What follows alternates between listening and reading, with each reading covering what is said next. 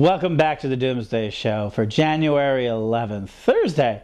Last night, our president asked for a lot more troops, didn't he? I can love our President Bush.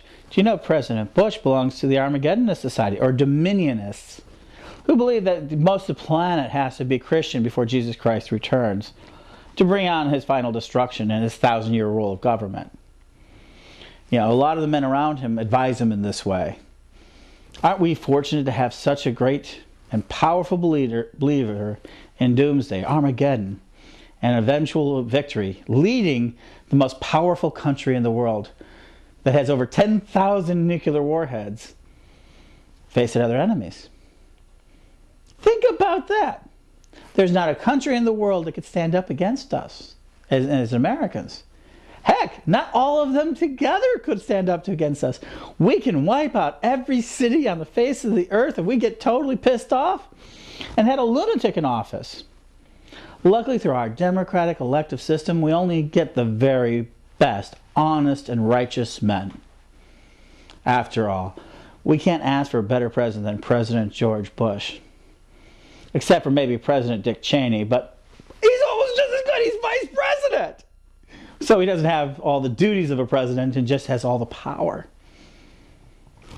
So we have this fortunate complement of presidencies, and he's asking us to put more troops into Iraq, into Babylon. Let's face it, Iraq is Babylon. All the revelations talk about it. It's where the Persians came from. It's where the three wise men came from.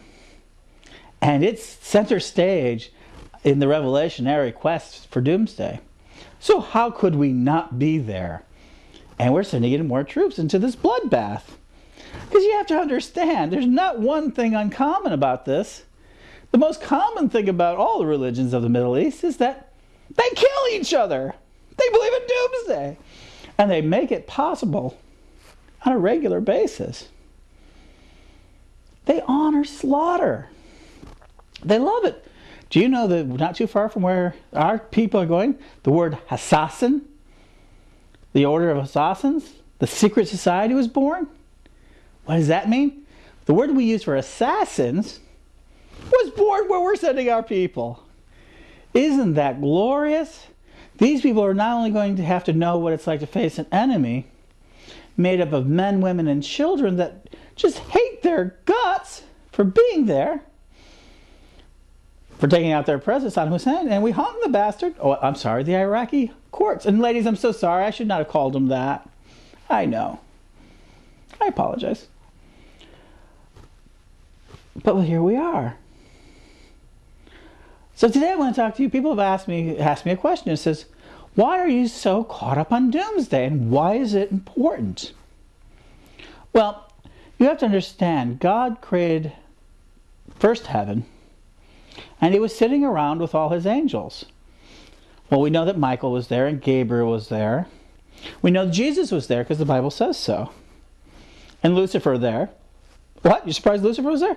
Absolutely he was there right before the rebellion. He was a good guy. You know, God loved him. And they created these creatures, us, and this whole creation. And they created it with a temporary intention because they had a bigger project called heaven. The Revelations has it all laid out. It's beautiful, you know, pearly gates and all sorts of agates and stones and streets laid out. And they wanted to put these people in there called Adam and Eve. And Adam and Eve, basically, born October 23rd, 4004 BC, spent their first couple of weeks in this perfect paradise, but they defied God. They ate the tree of good and evil, knowledge of good and evil. And because of that, every part of creation was then flawed. Think about it. God put a fruit in there that we weren't supposed to eat and flawed it. Now, we weren't stupid people because Adam and Eve could name everything in the garden. But so he kicked them out on November 10th, 4004 BC. And since then, God put the angel, the fiery sword, before the gate.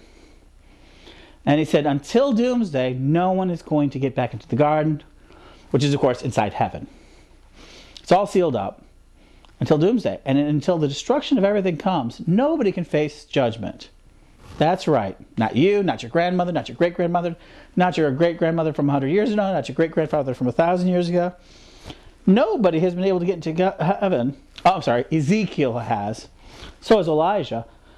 But they're the only two. The rest of us are waiting at the line at the base of the throne of God, which stands before heaven.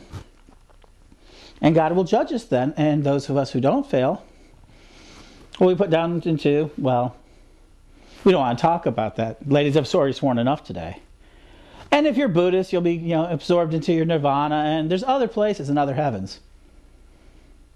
Oh yeah, I'll talk about that other time. Well, if I'm not smitten down and the end of the world doesn't come because of the fact that there's a lot of bombs going around the world right now. Bombs are everywhere.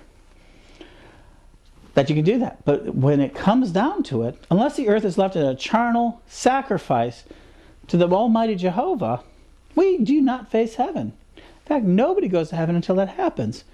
So do you want to deny hundreds of generations of human beings the possibility of going to heaven? Of course not. And that is why we must always understand that we have to accept and even praise the moments that bring us closer to doomsday, to end this sort of temporary creation that we consider completely flawed. Without that ultimate destruction, we cannot have perfection, because perfection requires nothing ever changes. And if everything is destroyed, how could it change? The unliving don't change. So that's why we need doomsday, so that without it, we will never get into our condos in heaven. We'll never be able to see our loved ones again, except in that insufferable line that lasts half past forever. So when people ask you, says, so why do I praise and I'm so gloriously gleeful when doomsday stories come along? Because I know it is the only thing standing between me and my future life in heaven. At least I hope so. If not, bring suntan lotion. This is the Right Richard Resmer Riser, and I will see you tomorrow. If not, the world is over.